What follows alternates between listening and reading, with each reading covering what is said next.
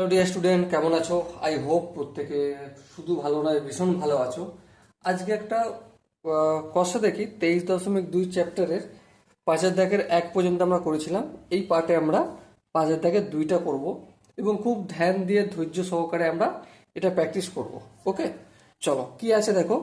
অঙ্কটা বলেছে যে sec square 45 degree minus cot square 45 degree minus sine square 30 degree minus sine square 60 degree, এর ভ্যালুটা আমাকে নির্ণয় করতে হবে। ওকে, চলো প্রথমে আমরা অঙ্কটা, ভিডিওটা পজ করবে ডেফিনেটলি, তারপর অঙ্কটা তোমরা নিজেরা প্র্যাকটিস করবে। নিজেরা প্র্যাকটিস করার পর তোমরা মেলাবে, তার আগে কিন্তু করবে না।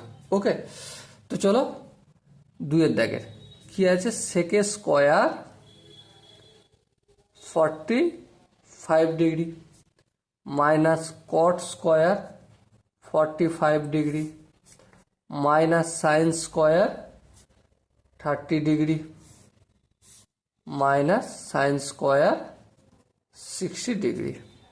ওকে, এবার একটা জিনিস, এর আগের 1 দাগের অঙ্কটা, এটা 5 দাগের 2 অঙ্কটা, 5 দাগের 1 অঙ্কে আমি একটা জিনিস সুন্দরভাবে শিখে আসছি, এখানে সেটা আমি রাফের আকারে দেখাচ্ছি। দেখো একটু কি শিখে আসছি, যে সাইন থিটা তার পুরোটার হোল স্কোয়ার মানে হচ্ছে সাইন স্কোয়ার থিটা। এটা আমি তোমাদের শিখে আসছি। যদি কেউ না শিখে থাকো তো ডেফিনেটলি তাদেরকে বলবো 5 দাগের 1 অঙ্কটা যেই পার্টে রয়েছে সেই পার্টটা একটু ভালো করে দেখো। ওকে, আর এই ভিডিওটা যেই প্লে লিস্টে আছে সেই প্লে লিস্টই তুমি অটোমেটিক পেয়ে যাবে প্লে লিস্টে গিয়ে। ঠিক আছে, তো এবার দেখো সাইন স্কোয়ার থিটা মানে হচ্ছে সাইন থিটা তার হোল স্কোয়ার। হ্যাঁ ঠিক, তাহলে এই সেক স্কোয়ার 45 ডিগ্রি এর মানে হচ্ছে সেক 45 ডিগ্রি তার পুরোটার হোল স্কোয়ার লিখতে পারি। হ্যাঁ লিখতে পারি, কোনো অসুবিধা নেই। মাইনাস কট 45 পুরোটার হোল স্কোয়ার লিখতে পারি। হ্যাঁ লিখতে পারি। মাইনাস সাইন 30 ডিগ্রি পুরোটার হোল স্কোয়ার লিখতে পারি। হ্যাঁ লিখতে পারি। মাইনাস সাইন 60 ডিগ্রি পুরোটার হোল স্কোয়ার লিখতে পারি। হ্যাঁ লিখতে পারি, লিখে দিলাম। ওকে, এবার দেখো সেক 45 ডিগ্রির ভ্যালু কত। আমি ভুলে গেছি ভাই, বিলিভ করো আমি ভুলে গেছি। পরীক্ষার খাতায় এরকমই হয়। তাহলে ফটাফট করে আমাকে এই মানটা বের করতে হবে। সেকের অনন্য কি কস? হ্যাঁ ঠিক, তাহলে সেক theta equal to 1/cos theta আমি জানি। হ্যাঁ ঠিক, এই কথাটা আমি ভালো করে জানি। অনন্য, তাহলে সেক 45 degree equal to 1/cos 45 degree. হ্যাঁ ঠিক, আচ্ছা cos 45 ডিগ্রি যা আর সাইন 45 ডিগ্রি তো একই। হ্যাঁ ঠিক ঠিক ঠিক, তাহলে সাইন 45 ডিগ্রির মান কত? 1/2। হ্যাঁ ঠিক, তাহলে দেখো এই 1টা যেমন আছে লিখলাম, এই ভাগ চিহ্ন এটাকে কি করলাম, গুণ করলাম, গুণ চিহ্ন করলাম। তাহলে এই যে 1-এর 2টা রয়ে আছে এটা কি হয়ে যাবে, 2-এর 1 হয়ে যাবে। তাহলে আলটিমেট আনসার সেক 45 ডিগ্রির মান কত হলো? 2। তাহলে চলো এখানে লিখে দিই 2 এই পুরোটার হোল স্কোয়ার। ওকে, বোঝা গেল কি না বোঝা গেল না?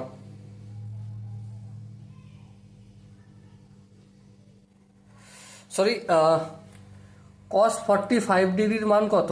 সাইন 45 ডিগ্রি যা আর সাইন 45-এর মান কত? 1/√2।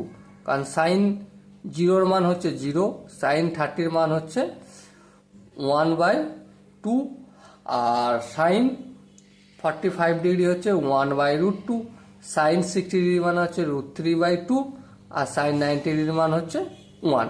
তোমাদের এতবার আমি অঙ্ক করাতে করাতে দেখাবো, তোমাদের নিজেদেরই অটোমেটিক যেন অঙ্ক প্র্যাকটিস হয়ে যায়।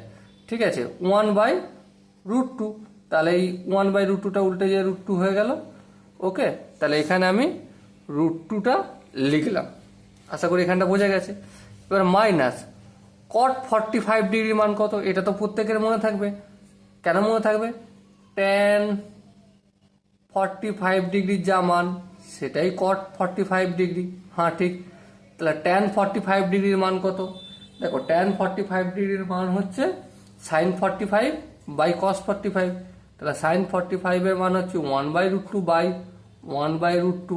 হ্যাঁ ঠিক ঠিক, তাহলে এই দুটো কেটে গেলে কি হয় 1 হয়, তাহলে কট 45 এর মান হচ্ছে 1, তার হোল স্কোয়ার দিয়ে দিলাম, ব্যাস মিটে গেল। ওকে, এবার সাইন 30 মান কত দেখো 0 1/2, তাহলে এখানেই 1/2 লিখলাম, এই পুরোটা হোল স্কোয়ার করে দিলাম। বেশ, আশা করি বুঝতে কারো অসুবিধা নেই। এবার দেখো সাইন 60 ডিগ্রি, এই মাইনাসের চিহ্ন দিলাম। সাইন 60 মান কত দেখো এখানে আমি করেছি 0 1 2 1/√2 √3/2, তাহলে কত হলো √3/2, পুরোটার হোল স্কোয়ার করলাম, বেশ বোঝা গেল।